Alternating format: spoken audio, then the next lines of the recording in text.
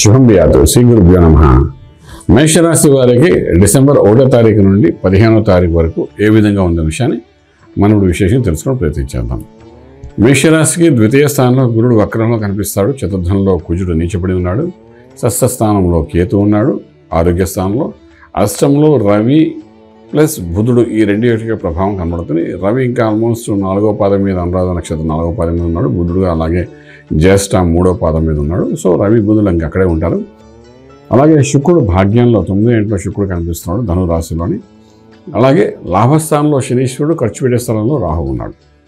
ఆర్థిక విషయానికి వచ్చినప్పుడు కూడా ఆర్థికంగా కొత్త ఉద్యోగ ప్రయత్నాలు ఏవైతే చేస్తున్నామో ఆ కొత్త ఉద్యోగ ప్రయత్నాలలోని అనవసరమైన అలసట, అనవసరమైన ఖర్చులు, అనవసరమైన స్ట్రెస్ లెవెల్స్ తీసుకోవడం అవుతుందే తప్ప పెద్ద బెనిఫిషియల్గా ఉండే అవకాశం అయితే ఈ 15 రోజులు మనకు కనిపించట్లేదు. అంచేత కొత్త ఉద్యోగ ప్రయత్నాలు అయితే చేయకండి.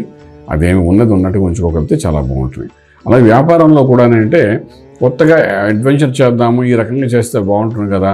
అది ఏ ఇండస్ట్రీ అయినప్పటికీ, ఫుడ్ అనుకోండి, ఫార్మా అనుకోండి, అగ్రికల్చర్ అనుకోండి, రియల్ ఎస్టేట్ అనుకోండి, మనం ఈ ప్లాన్ ప్రకారం మార్చి చేస్తే బాగుంటుంది కదా, దీనివల్ల ఇంకో 10% బెనిఫిట్ వస్తుందేమో అనుకుని అట్లా ఆలోచనతో ముందుకు వెళ్ళాలనుకుంటే అది ఒక నష్టంగా చూపిస్తుంది తప్ప పెద్ద బెనిఫిషియల్గా కనిపించదు. ఏంటంటే ఆర్థికంగా పెద్ద చెప్పుకోదగ్గ డెవలప్మెంట్స్ అయితే మనకి ఇప్పుడు మేషరాశి వారికి ఈ 15 రోజుల్లో కనిపించట్లేదు.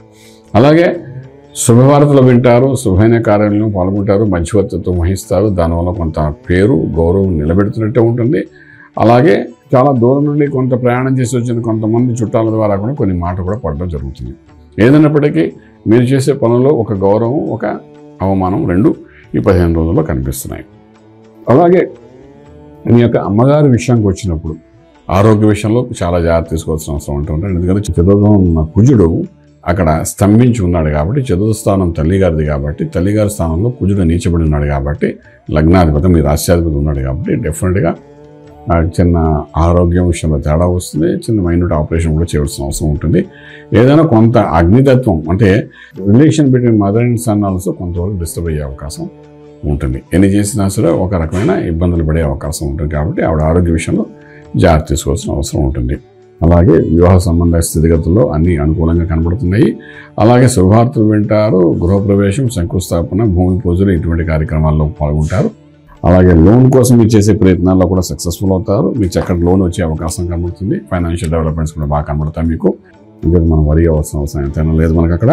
అలాగే మనం ముందుకు వెళ్తే కొంచెం ముందుగానే వెళ్ళగలిగితే ఇంపోర్ట్ ఎక్స్పోర్ట్ వ్యాపారాలు కూడా అనుకూలంగానే కనబడుతున్నాయి మీకు సంపూర్ణంగా. ఇక లక్కీ నెంబర్కి వచ్చినప్పుడు నెంబర్ 3 పాజిటివ్గా పనిచేస్తుంది. ట్రేడింగ్ దగ్గర వచ్చినప్పుడు ఇన్ఫ్రాస్ట్రక్చర్స్ మీద ట్రేడింగ్ చేయడం ప్రయత్నం చేయండి.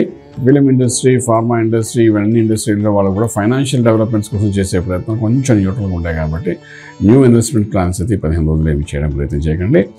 అలాగే మనం మంత్రం దగ్గర ఆరోగ్య విషయంలో దృష్టిలో పెట్టుకున్న మంత్రం దగ్గరకు వచ్చినప్పుడు 6వ స్థానంలో కేతు, అష్టంలో ఉన్న రవి, ఇవి రెండు కూడా మనకు ఆరోగ్యాలను కొంత బలహీనపరచడానికి ఉన్నాయి కాబట్టి పూర్వాశ్రమంలో పడిన కొన్ని ఇబ్బందులు ఏవైతే ఉన్నాయో అవి బయటపడడానికి అవకాశం ఉంటాయి.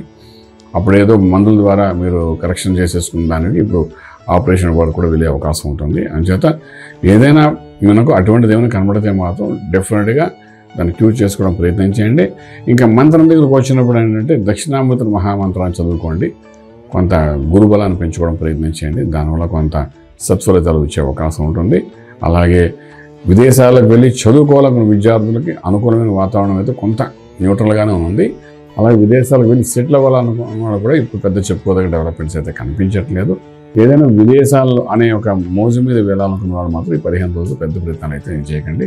దక్షిణామూర్తి మహామంత్రాన్ని చదువుకుంటూ ముందుకెళ్ళండి. డెఫినెట్గా రాజమార్గంలో రాజ్యం పొందగలుగుతారు. శుభం వ్యాధ. పూర్తి వివరాలకు సంప్రదించండి శ్రీ వేదమాత గాయత్రి జ్యోతిష్యాలయం, బ్రహ్మశ్రీ మంతా సూర్యనారాయణ శర్మ గారు, Srinilayam, first floor, 101, Sai Vaibhav layout, Chitrapuri colony పక్కన, కాజాగూడ, హైదరాబాద్ 500008. సంప్రదించవలసిన ఫోన్ నంబర్ 8855559147, 8855559148, 9849996644.